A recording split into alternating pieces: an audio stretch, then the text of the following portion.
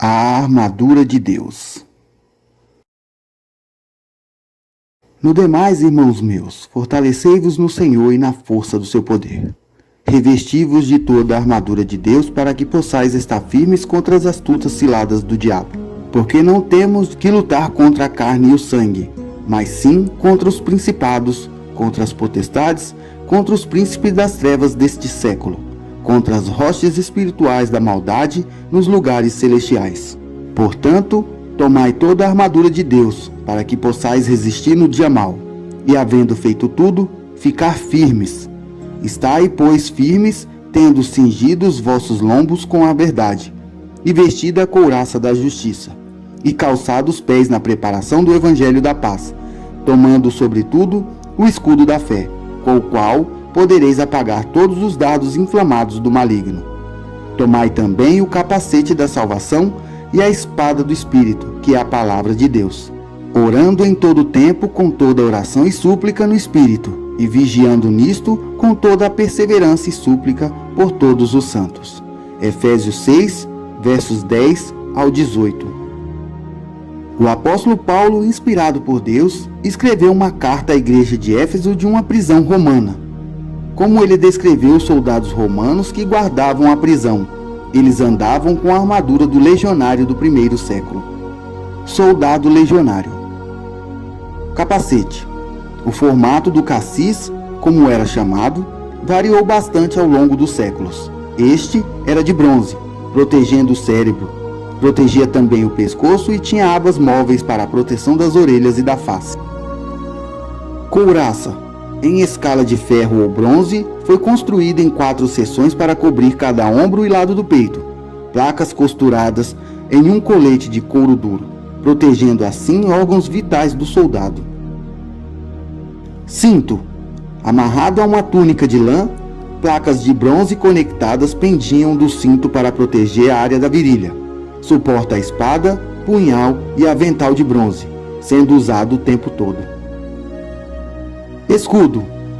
O escutum era oval ou retangular, com pelo menos 2 metros de diâmetro.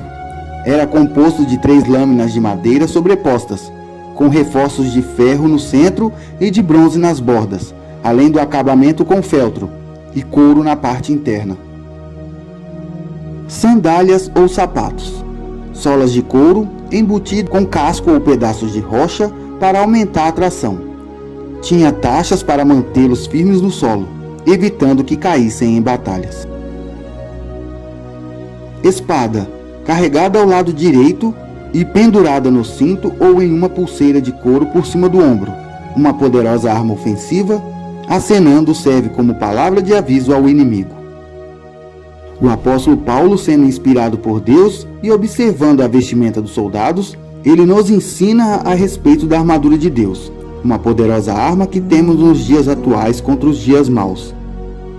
Estamos vivendo nestes dias tempos de batalhas espirituais, onde os nossos inimigos declarados têm se levantado com grande fúria contra as nossas vidas, fundamentando-se em um propósito que é roubar, matar e destruir. E neste período de batalha precisamos entender que toda e qualquer batalha requer preparação e estratégia, porque ninguém se lança em uma luta despreparado. E esta preparação requer cuidados que se tornam indispensáveis para um grande sucesso na batalha.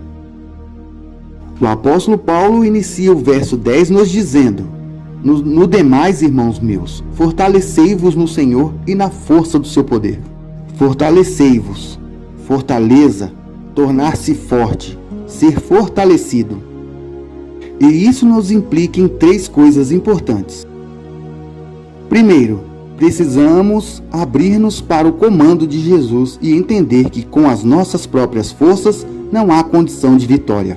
Em João capítulo 15, verso 5 diz: Eu sou a videira verdadeira, vós sois os ramos. Se alguém permanece em mim e eu nele, esse dá muito fruto. Sem mim, nada podeis fazer. E em Filipenses 4,13, posso todas as coisas naquele que me fortalece. Segundo, a igreja precisa estar em prontidão para a batalha, pois ninguém poderá entrar em uma guerra enfraquecido. Em 1 Coríntios 16,13 diz: Vigiai, estais firmes na fé, Portai-vos varonilmente, fortalecei-vos. Terceiro, a igreja precisa compreender que a batalha não é fácil, e o que necessitamos é de uma força espiritual e não física. Segundo Coríntios 10:4 diz: as armas da nossa milícia não são carnais, mas sim poderosas em Deus para a destruição das fortalezas.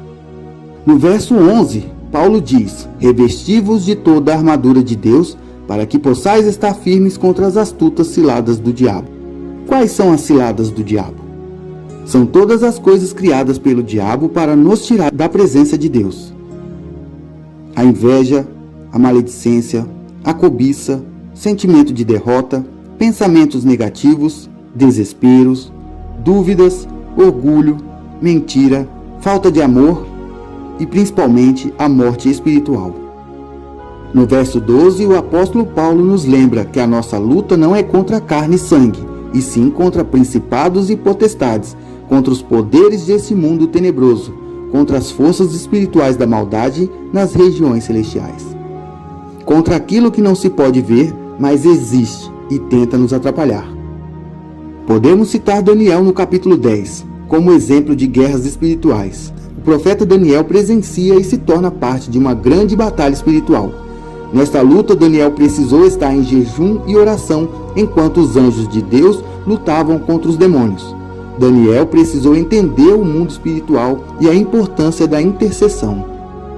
No verso 13, o apóstolo Paulo diz: portanto, tomai toda a armadura de Deus, para que possais resistir no dia mau, e havendo feito tudo, ficar firmes. Quando o apóstolo Paulo cita resistir o dia mau, ele quer nos dizer que tudo aquilo que pode acontecer de ruim no nosso dia a dia, como por exemplo, momentos mais duros da vida, provas e lutas travadas, lamentações, tristeza, perdas e vários outros. Mas quando estamos vestidos com a armadura de Deus, passamos pelas provas sem dano algum. O diabo não tem poder de investir contra aquele que está protegido. Temos como exemplo Jó. O inimigo teve que pedir permissão a Deus para tocar na vida dele. Jó era íntegro, não havia nada nele que o diabo pudesse usar contra. O inimigo só tocou em Jó porque Deus permitiu. Podemos chamar isso de provação. Quem nunca foi provado nessa vida? O diabo só tem legalidade nas nossas vidas quando permitimos, quando abrimos brechas. Exemplos de brechas que abrimos e damos legalidade ao inimigo: falar mal do irmão, pronunciar palavras que não agradam a Deus, mentir, olhares maldosos, sentimentos negativos e muitos outros. Por isso o apóstolo Paulo nos alerta: devemos estar vigiando e orando sempre, pois o inimigo de nossas vidas anda ao nosso derredor, esperando um vacilo nosso para ele nos destruir. O apóstolo Pedro, em sua primeira epístola universal, no capítulo 5, verso 8, diz: sede sóbrios, vigiai. O vosso adversário, o diabo, anda em derredor, rugindo como leão, buscando a quem possa tragar. Na parte A do verso 14, Paulo diz: estai, pois, firmes, tendo cingido os vossos lombos com a verdade. O que isso significa? Significa se preparar e estar preparado com a verdade. Como salvos, devemos usar o cinto da verdade.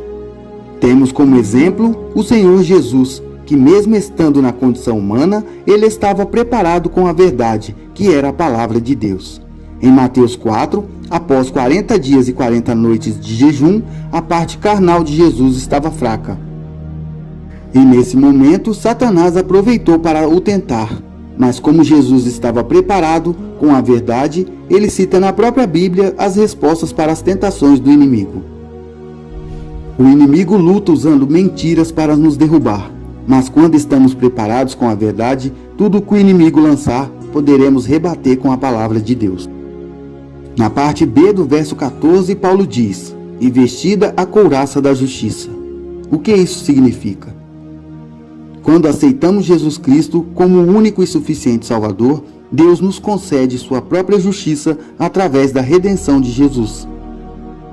E vós revistais do novo homem, que segundo Deus é criado em verdadeira justiça e santidade. Efésios 4, verso 24. Podemos falar da couraça da justiça, simbolizando tanto a justificação do cristão em Cristo, quanto sua vida justa no Senhor. Sim, é a justiça de Cristo que lança por terra qualquer acusação de Satanás contra o crente. No verso 15, o apóstolo Paulo diz: "E calçados os pés na preparação do evangelho da paz." O que isso significa? Significa que Jesus é a nossa paz, que estamos caminhando com Ele e falando do seu amor às outras pessoas. Esta é uma peça da armadura que muitos não possuem, infelizmente. Ter os pés calçados na preparação do evangelho da paz. Uma peça inspirada no Antigo Testamento, conforme o que o profeta Isaías anunciou. Quão formosos são sobre os montes os pés do que anunciam as boas novas, que proclama a paz, que anuncia coisas boas, que faz ouvir a salvação, que diz a Sião: o teu Deus reina. Isaías 52, verso 7. O que vemos muito no Antigo Testamento, antes de Cristo, são os servos do Senhor estando descalços, Moisés, Josué e o sacerdote. Mas agora no Novo Testamento, o filho pródigo é calçado. Os pés dos discípulos são lavados, e Paulo revela que devemos estar calçados na preparação do Evangelho. Isto é porque Cristo já veio, nos libertou, não somos mais escravos, temos autoridade na casa do Pai. Nossos pés lavados indicam nosso caminho reto diante de Deus, e agora calçados os pés na preparação do Evangelho da Paz, fala da nossa alegria em anunciar o que Cristo fez em nossas vidas. No verso 16, o apóstolo Paulo cita um dos mais importantes versículos do livro de Efésios, que contém uma ferramenta necessária para toda a caminhada cristã, a fé. Ele diz: "Tomando, sobretudo, o escudo da fé, com o qual podereis apagar todos os dardos inflamados do maligno." O principal objetivo disso era prover proteção contra os dardos inflamados que eram amplamente utilizados naquele tempo. Uma das armas mais letais da época era justamente as flechas incendiárias. Soldados inimigos mergulhavam suas flechas geralmente em uma mistura de piche altamente inflamável e ateavam fogo nelas antes de lançá-las. Quando corretamente utilizados, esses escudos eram eficazes em evitar que qualquer dano fosse causado ao seu portador, diante das flechas inimigas. Inclusive, as flechas em chamas cravavam na superfície resistente do escudo e facilmente o fogo era extinto. Persistentemente, o diabo atira contra os crentes tentações, angústias, dificuldades, perseguições, maus pensamentos, sentimentos ruins de ódio. Essas coisas são como setas inflamadas que tentam incendiar a vida do crente com dúvidas e desejos contrários à palavra de Deus. A intenção de Satanás é fazer com que os cristãos acreditem em suas mentiras, desconfiem das promessas de Deus e desobedeçam à sua vontade. A velha natureza humana corrompida pelo pecado é um alvo altamente inflamável para a prática pecaminosa. Se as setas malignas não forem rapidamente apagadas pela fé genuína em Deus, fatalmente elas causarão grandes danos à vida cristã. Por isso, o escudo da fé é essencial, pois o crente fica protegido contra esses ataques do inimigo. O exercício da fé também deve estar alinhado com a verdade de que fazemos parte de um só corpo. Sim, o escudo da fé não possui um propósito apenas individual, mas também coletivo. Nenhum crente está sozinho na batalha espiritual. Isso significa que os cristãos são unidos pela fé, são alinhados no mesmo propósito em prol da obra de Deus e devem orar e encorajar uns aos outros nessa batalha. Na Epístola aos Hebreus, o autor, no capítulo 11, verso 6, ele afirma dizendo: "Ora, sem fé é impossível agradar a Deus, porque é necessário que aquele que se aproxima de Deus creia que Ele existe e que é galardoador dos que o buscam." Na parte A do verso 17, Paulo diz: "Tomai também o capacete da salvação." O que o apóstolo Paulo quis dizer? Que devemos permitir que Deus cuide da nossa mente e temos que ter a certeza da salvação que temos em Cristo Jesus. Assim como o capacete protege a cabeça do soldado, a esperança da salvação protege nossa mente. O diabo ataca nossa mente com mentiras e tentações. Precisamos de proteção para não cair nas armadilhas do diabo. Nós, porém, que somos do dia, sejamos sóbrios, revestindo-nos da couraça da fé e do amor, e tendo por capacete a esperança da salvação, pois Deus não nos destinou para a ira, mas para alcançar salvação por nosso Senhor Jesus Cristo. 1 Tessalonicenses 5, do 8 ao 9. Entender o que significa a salvação e crer nessa verdade nos ajuda a rejeitar as mentiras do diabo como: você não tem solução. Ninguém está fora do alcance de Deus.